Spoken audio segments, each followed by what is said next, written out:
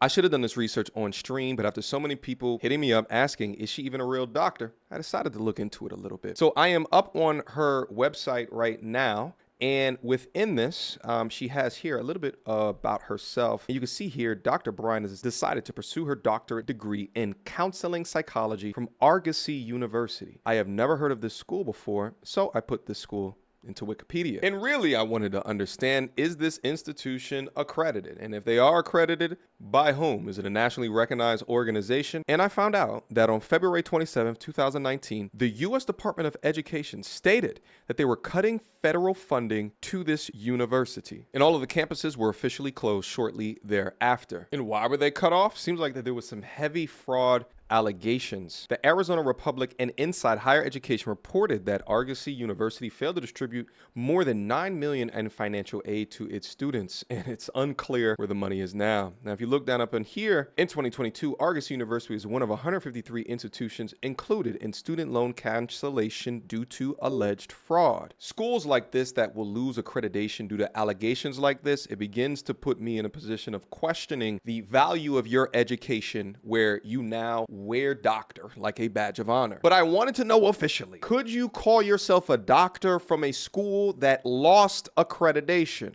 AI says the short answer is yes, you could still call yourself a doctor. Even if the college that you attended loses accreditation after you've graduated, your earned degree remains valid. This means that you could still use the doctor associated with your degree. However, it's important to note that losing accreditation can impact your ability to practice in certain professions. For example, if you're a medical doctor, your medical license may be affected, as it typically requires a degree from an currently accredited institution. So for doctors, they require accreditation throughout the life of the school, but for social media influencers, obviously not. My boxing glove's still on. Dang.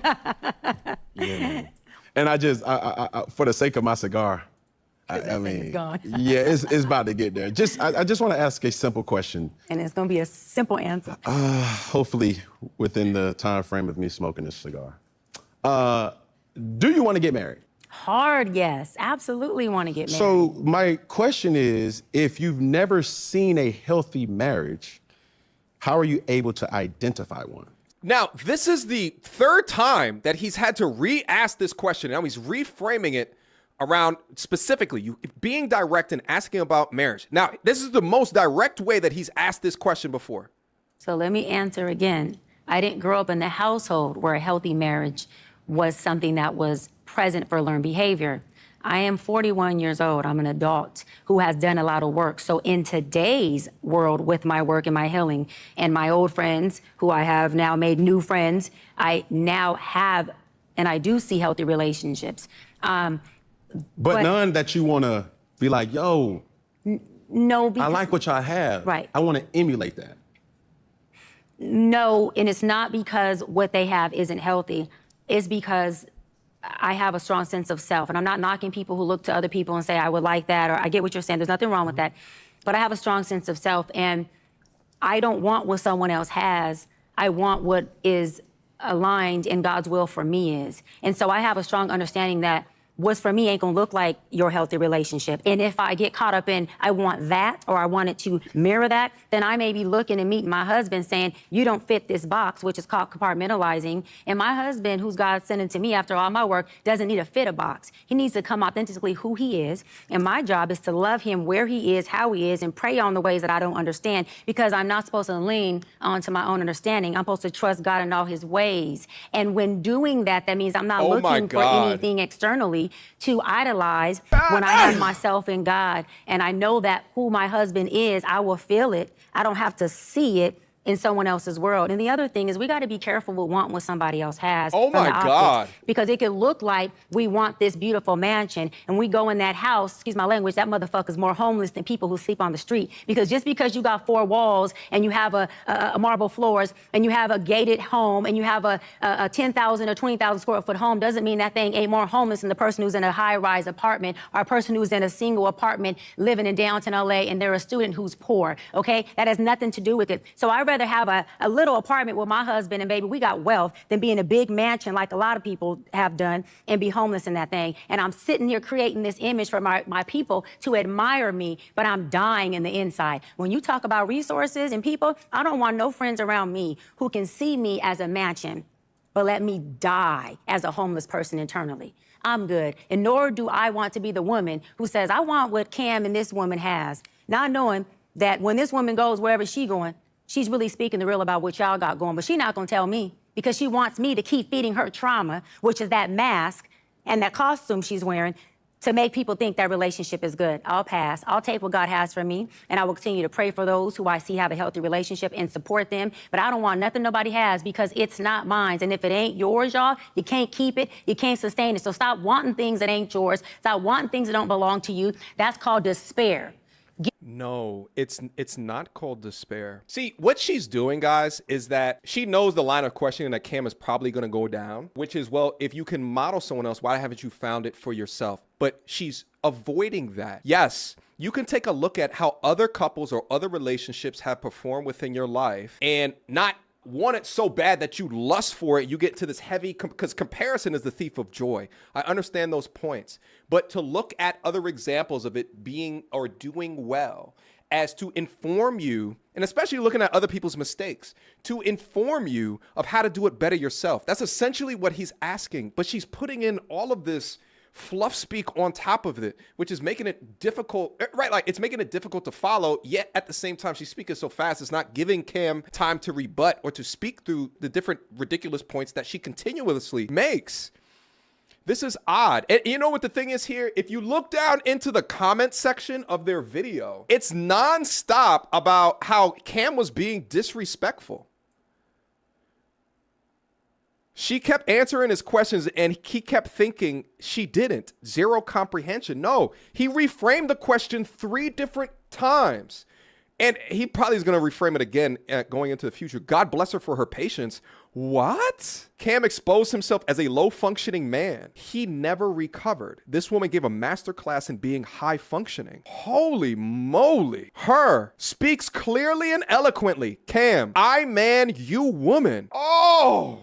What in the world is this? Get you some help, get you some healing, get you a sense of self, and start wanting things that are yours. And then you may not end up with a man who's beating your ass because you thought he was putting her on jets and buying her Birkin bags and taking her to nice restaurants when she was going home getting her ass beat. But you wanted it though, right? Be careful what you ask for. Start asking God, reveal to me what I'm saying I want, so I understand the transparency of it. God, reveal to me what's mine, so I can have that. And I don't end up praying to you to get out of it. I don't rush to the altar just to become a divorcee or a baby mama or a baby daddy.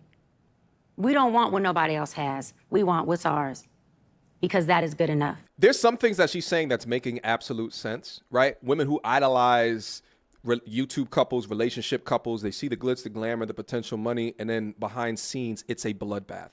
That's what it is she's trying to say, but she's trying to compare that to looking out at different relationships and idling different perspectives that you've seen healthfully, because she hasn't seen it, because she hasn't been around it. And this circle of friends that she claims that she has probably hasn't seen it or been around it either, right? So she's padding truths with the bullshit is what I'm trying to see. But I hope Cam is beginning to see what it is that's happening. I caught that pic. He's got to stop smoking this cigar and get on it. I caught that pic. You caught the pig. Oh, wow. She caught that pick. She caught the interception. She's the one that came up here. Confrontational. Y'all said it was Cam. Yo, the internet is a wild place. Just because you talking loud. I wasn't loud. Just because your voice is inflected. I wasn't loud. Just because you're leaning forward to your camera. I wasn't loud. What's crazy to me is that women like this will claim that they're not rude, that they're not obnoxious, that they are being feminine when they speak to you in that way. And then they come back later and patronize you using what you did to make $35-45 million, be a QB, in order to patronize him. What? Is this how two civil people have conversations? I don't think so. What does that mean? You just called it. I'm talking to my people. Let me tell you guys something. this is the most dangerous version of modern woman today. One that not only can strategically position herself on platforms like this to demonstrate vapid behavior, demon serpent tongue behavior, but then also trick the masses into thinking that what she's doing is something that is valued by men. This type of behavior is not strong. Well, it depends what you think of as strong. If you think of as strong as a CEO, as a board leader, right? Like these are good characteristics and qualities because she's good. She could be a lawyer. She could be a consultant. She could be a judge. Many different things that she can do. But can she be a wife? Hello. To my people who All want I'm to get trying it right. to say is you took something completely out of context when I said your resources around you that you said. Yes, yes. Yeah. We cleared that up, though. Yeah, but the resources Whoa. that you have around you of healthy relationships, Yeah. They are. not that you want that. You said, you took what I said and I That's said, what I I'm want saying. that, but it's not, I want No, what they have. I don't. It's more of an admiration for what they have. No. And it's like, yo, like I admire that about their relationship. There you No. Here's the thing. This interaction right here is demonstrating why Cam Newton remains single and not married. It's a clear demonstration of the type of mindsets in our mouth. Because here's the thing. She's on a financial level where she feels entitled to the Cam Newtons. Are these guys going to sit down and settle for this? Hell no. go. Now, hold on. That's no, because the latter part, I have single girlfriends I admire how they are as women. I have married girlfriends who I do admire their relationship, meaning I love that it's healthy for you. I love that you and him Yeah, but are you're talking doing about this. mansions and beating and all that. I ain't mentioned none of Hold that. on, I just said, Cam, if it went over your dreadlocks, bring it back. yeah, Oh, but Stay you're here. talking about you she's catching being pics, but you just over here you on a TV timeout. Cam, we're not on the football field. Let's bring it back here. Oh, I sent it to the football no. field. I'm sorry. We're back here. I brought it back, baby. I'm sorry. I'm so sorry. it's okay. Oh, Don't, I'm not playing. I'm no. here. I'm here. Yeah. And y'all hated Kevin Samuels when he checked y'all. See, this is what women like this want to be able to do to men. Belittle them to the point where the man can't even look at them in the eye anymore. Belittle them, happy wife, happy life. Kevin brought y'all that energy where he checked you live and direct and y'all hated him for it. Cam is in a rough position where he cannot put her in her place because he's going, at the end of the day, if he prioritizes the bag, he's not going to check. That's the position that he's in right now. She's being completely disrespectful. Football field. I'm sorry. Cam, we're not on the football field right now. Him being on the football field is the only reason why you have a platform right here today. Him being on the football field and having the money to finance this platform is the reason why your coaching subscriptions have gone up. The reason why your IG followers have gone up. Show some respect. Oh, this is crazy. We're back here. I brought it back, baby. I'm sorry. I'm so sorry. it's okay. This is why male content needs to continue. It needs to continue because no one is speaking about this. They're only going in on Cam after being disrespected on his platform. I'm not fleeing. I'm here. Say less. I'm here. Look Yeah. at him. Dejected. So all I was saying is you saying that that's Horrible. what I like is more of a wordplay to saying I admire what they have and I want to implement that into my relationship as well. Single people can't coach relationship people.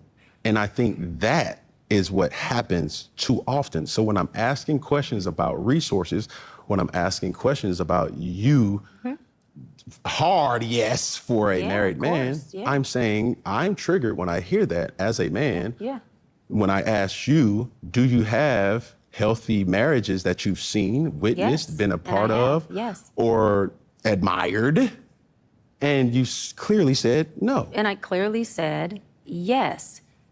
But my admiration doesn't go as far as, in your exact words, I would want that. No, I don't want anything that somebody else is. I want to help them have more of the good stuff. Okay. Okay? But in the sense of, again, people who are doing well, married or not, but I want to go back to what you said is triggering to you, because I love that you said that. And a lot of people think that. And it's not wrong. I get it. A single woman or even a woman with no kids, how can she coach her therapy a woman who is a mother? Or a single woman, how can she coach her therapy or help or be a psychologist with people who are having marital But issues? you're single. I'm single. Okay. Yes, I'm single.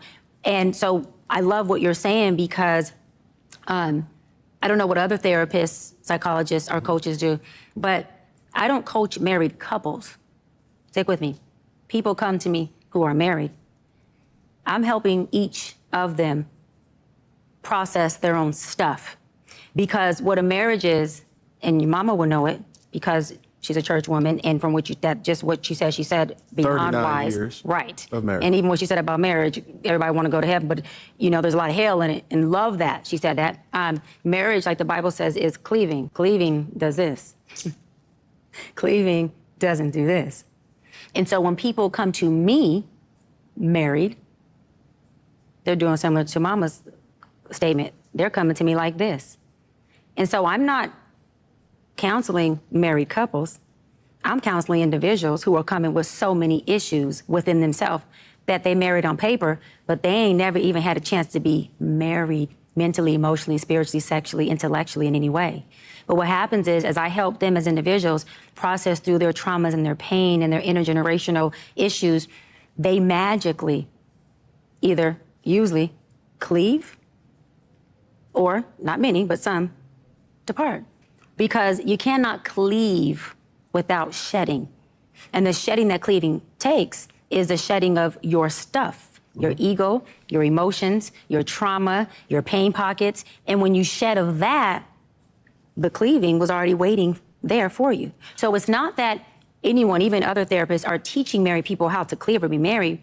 They're really breaking down the barriers that people have that are keeping them from being loving or in love, or like Mom said, keeping them from going not only to heaven, but sometimes taking that detour to hell just to get to heaven again, just to get back to hell, to get back to heaven. Yeah. And so I don't teach them how to be married because I don't think that's something that can be taught. I think that comes through each individual marriage couple, because there's not one way to do it. I'm helping them break down the barriers that are keeping them from what they really want, which is to be safe, to be in love, to go to this heaven space, but to learn how to have the bandwidth to get through the journey of hell that comes as well. Yeah, I must ask this question because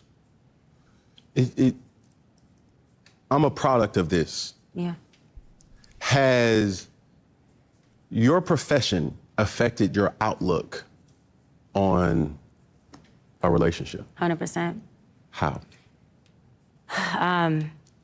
My husband will be very, very grateful to all of my clients these past 16, 17 years because my female clients have helped shape me to have more compassion. It has helped shape me to have better understanding of the pressures and the seasons that come in motherhood, that come in marriage. And my male clients, particularly my Black male clients, the married ones, have really gave me insight on the weight that comes with being a husband, being a father, how much they really are giving their all and trying their best, but it looks different to her. And so learning how to read and communicate, Cam, what does it mean when you text me randomly throughout the day and just say, what are you doing? Is that a message, what are you doing? Is that a message where you're just trying to tell me, baby, I love you, but you didn't say the words? So if I know that what are you doing means I love you, as your wife, the Bible says, love you by knowledge of you, not understanding, knowledge. I now know how to code that. So that helps me not personalize, but you ain't doing it my way. But you didn't say, I love you. Yeah, guys, I'll be honest. I don't know how much I'm going to be able to take of this rambling. Here's the thing, and this would have been my rebuttal at this particular junction, is to say that at 42 years old, whoever is going to get on bended knee for you, more than likely, will not prioritize being appreciative of the last 16 years of you coaching these men and women over prioritizing getting you 16 years ago. Your options at 41, 42 are significantly lower than your options 16 years ago. How do I know that? I would not select you. I'm damn near 40. I would not select you. Men are not going to select you by what's accumulating in your bank account. Men do not appreciate experience. We don't want experience. We don't want you to be well experienced at all. We want to be able to teach you new things. We want to lead you to the promised land and back. I want a wife that's going to be cooperative with me, to submit to my leadership, because she trusts that I can lead because she watched me and has documented proof in her evidence to the degree of my leadership. It is not based off of her experience why I would decide to get on bended knee for you. No, men do not think that way. Men do not prioritize that way. Oh, yes, Quay. All up down in the comment section. This is your leader? You saying, but baby, I say what you're doing, and that means I love you. So my clients have helped me dissipate my ego. And they have helped me not only gain a sense of self, but understand the different languages that men can speak. Also, it's allowed me to have more compassion and break my fairy tale ideology that women have. I always say this, men get married and become a father and go, oh, shoot, okay, I didn't know it was gonna take all of this. Game time, let me try to figure this out. Let me try to see if I can do this and do that and get the car and do this and love her more and balance all this. Women, we meet you and we're like, our idea and our fairy tale is you are Prince Charming, honey. Oh, she's correct. And then we try to get you to fit Prince Charming, and the more you don't fit it, the more y'all end up in my office going, but he doesn't do this. Well, has he ever did? Oh, shit, she's No, she's but accurate. I always just thought my husband would, your husband or this man? So are you getting to know who you with? Or are you making this man fit this fairy tale ideology that doesn't Yeah, but see, that's the same ideology that you were speaking about earlier. even exist anyways? But she is accurate. I will give her that. I do like this And so point. women come and lead with fit this, or you have no value. Yeah. Men come in and go, all right, How do we solution together in order to fix this, to make this better, to make this synergistic? I'm here and I'm gonna learn how to be the best I can for you. And then women do what? You're taking too long. You're not getting there because you haven't fit the box of the fairy tale. So for me, it's helped me break down what all of my clients know. Y'all know I call it the fairy tale ideology. And I'm not exaggerating, Can. I want to say 100%, but I'm gonna go 99.9% of women who come in my office, I'm having to work on breaking their fairy tale ideology of their husband. Okay. And hold on, let me say this. To his defense, they almost always have an amazing husband. But because his amazingness doesn't fit her idea of amazing, guess what? He ain't shit to her. And remember, I have no emotional investment besides I really want them to get this, work through this. I'm going, so because he don't fit your tone of red, you gonna tell me this man still ain't red? He burgundy though, You see what I'm saying? you know. Until next time, YouTube.